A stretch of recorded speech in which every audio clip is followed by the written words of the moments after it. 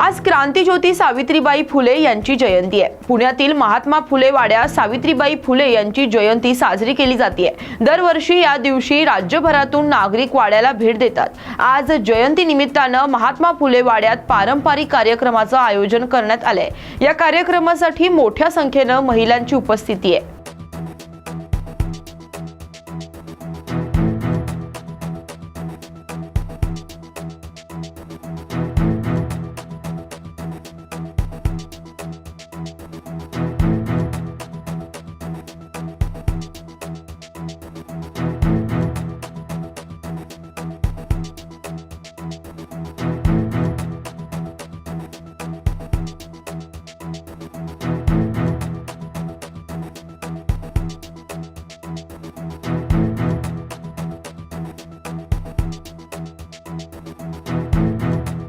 आज सावित्रीबाई फुले यांची जयंती आहे, त्यामुळे त्यांच्या जन्मगावी नायगावला गेल्या 20 वर्षांपासून आम्ही जातोय।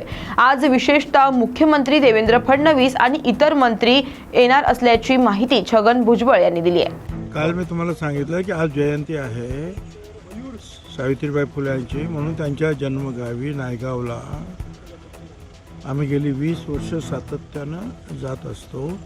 त्याप्रमाणे आम्ही सगळे तिथे जातो आहोत आणि आज विशेषतः मुख्यमंत्री फडणवीस साहेब आणि इथे मंत्रीसुद्धा येत आहेत। त्या कार्यक्रमाला निघालो साहेब। स्मारकाची घोषणा झालेली होती, मात्र अद्यापपर्यंत पुढे काही हालचाल झाली नाही। कुठलं स्मारक? नायगावला सावित्रीबाई फुलेंच्या स्मारकाची घोषणा झाली। तुम्हाला अपूर्ण माहिती आहे। जी घोषणा आम्ही जी केली ती 2002-3 वर्ष सालीच पूर्णसुद्धा केली आणि सावित्रीबाईंचं घर पूर्णपणे पडलेलं होतं। हरी नरके आणि मी स्वतः तिथे गेलो आणि आम्ही संपूर्ण घर एका चांगल्या वास्तुशास्त्रज्ञांना बरोबर घेऊन अभ्यास करून जसंच्या तसं ते घर उभं केलेलं आहे आणि पूर्णपणे म्हणजे धान्य कुठे ठेवायचं, त्यांचं स्वयंपाकघर, या सगळ्या गोष्टी आणि समता परिषदेच्या वतीनं तिथं महात्मा फुले आणि सावित्रीबाई फुल्यांचे पुतळेसुद्धा उभारलेले आहेत। तिथे आता आणखी सावित्रीबाई फुले आणि ज्योतिराव फुल्यांचं जे आहे संपूर्ण कामगिरीचं जो एक प्रदर्शनसुद्धा जे आहे ते मांडलेलं आहे। अशी अनेक कामं तिथे सुरू आहेत। एवढंच नाही तर पर्यटन मंत्री असताना 5 कोटी रुपये खर्च करून तिथे जे आहे छोटे छोटे जे आहे राहण्याची व्यवस्था, बंगले वगैरे जे आहेत ते बांधलेले आहेत आणि आता तिथे मुलींसाठी 200 मुलींसाठी NDAचं प्रशिक्षण केंद्र उघडावं म्हणून सुद्धा पैसे मंजूर झालेले आहेत। परंतु आता एक 10 एकर जागा आम्ही ती घेऊन ते आम्ही करणार आहोत। त्याच्यामुळे ते स्मारक पूर्ण झालेलं आहे। आता भेडेवाड्याचं स्मारक जे आहे शाळेचं पुण्याचं, त्याचं काम प्रगतीपथावर आहे। साहेब, महादेव जानकरांचं म्हणणं आहे की भुजबळ साहेबांनी स्वतः पक्ष काढावा, आम्ही त्याच्यामध्ये सहभागी होऊ। ठीक आहे, त्यांची ते सूचना आहे, पाहू काय करायचं। पवार साहेब, आणि आज तुम्ही एकाच व्यासपीठावर असणार आहे। गेल्या अनेक दिवसांनंतर, महिन्यानंतर ही भेट होते।